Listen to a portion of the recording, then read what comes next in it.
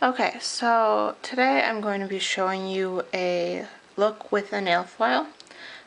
The nail foil looks like this, and it's called English Rose, and this is the tube it came in, and I got it at dollarnailart.com. I'll post the link underneath. I've seen other tutorials doing these, and they don't mention that Dollar Nail Art has a $25 minimum for ordering things. So I ordered like 25 things of nail. Oops, wrong one. I ordered $25 worth of the different nail art things, and they come with the glue when you order 6. So I have a whole bunch of rainbows and any of these. If you want me to show you how to do any of these weird ones, the process is pretty much the same. Then this is the glue, and I kept the instructions from them.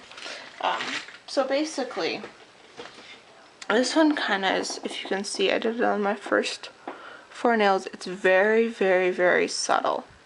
And I kind of like it. It's kind of one of those things where it's like, it doesn't look like you have nail art on, and it's not overly gaudy, but you do. And I just did these 4. Here's my nails that are undone. And I'm going to be showing you how to do it on this one. What I'm going to be using is, here's my strip. I already cut it. And you just cut them with scissors. And there's really 2 ways of applying it. There's this Q-tip method, and I got these Q-tips from Walgreens. They're the double-ended beauty ones, and one end is kind of a flattened Q-tip, and the other end comes to a point. I found this working alright for like the corners and the outside, except for these Q-tips kind of get flimsy after a while. And so instead I decided to use this. And this is my cuticle pusher thing, cleaner outer. And I got this at Amazon.com. And you can order them, they're like $5, but shipping's kind of a pain. I know they also have them at Sally's, so if that's more convenient, I was paying probably around the same amount as they have them at Sally's. I think they're like $13 at Sally's, and then with shipping it ended up being like $12, $13. So depends on what you want to do. So here's how I'm gonna do it. First you apply the nail glue, and they say thinner coats, thicker coats. I say it doesn't matter in all reality, because you just have to let it dry. So the thicker the coat, obviously the longer it will take to dry.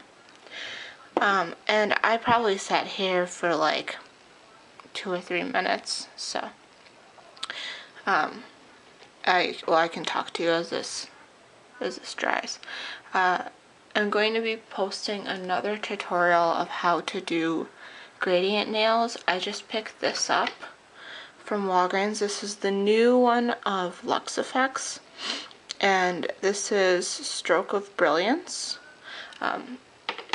They have the others, which I've had before. There's a pink one and a white one, and then this blue one just came out. So I'll be doing a tutorial with this with gradient nails on white with gradient glitter. So that's my next tutorial. Look for it. Alright, so it's pretty much dry, as you can see. This is my nail without anything on it. You can see that milkiness has gone away and it's clear. I know people have put base coats underneath to see, you know, if the foil doesn't quite come off all the way.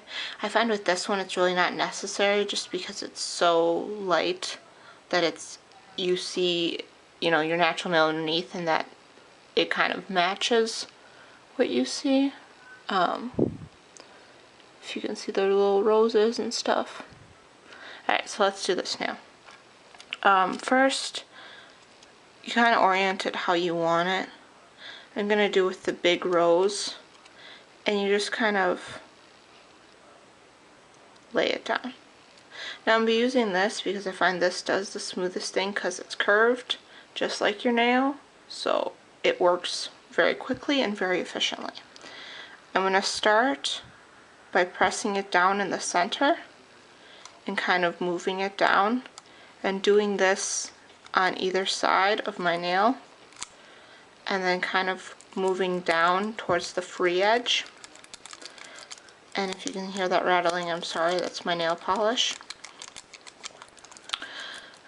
So you kind of move it back and forth, and you get in the edges here, and you do the same thing here in the edges.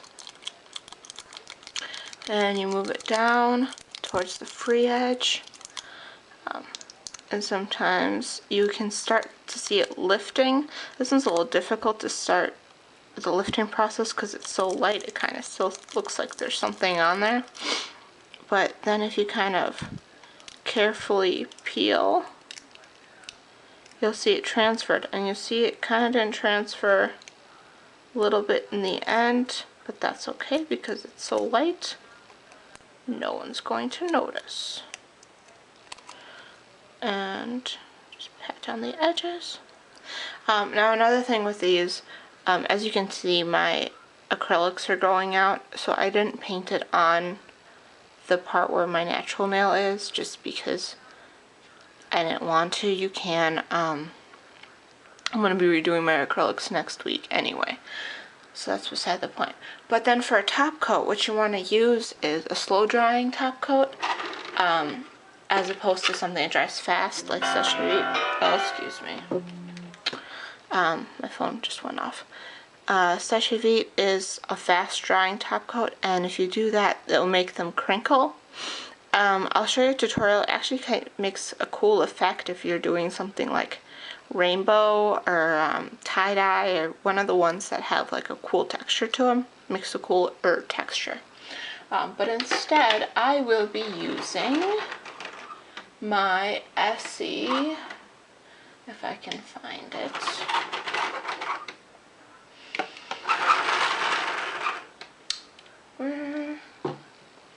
Alright, just kidding. I'll be using my Orly top coat because I can't find my Essie one. That's okay. But I was going to use Essie's No Chips Ahead.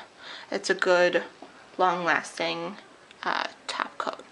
So then you just paint on your top coat, and it gives it a really nice shine.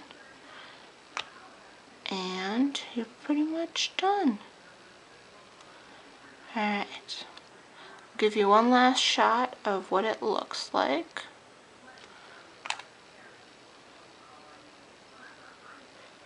But that's about it. So here it is with the top coat. Kind of get the light underneath. And there you go.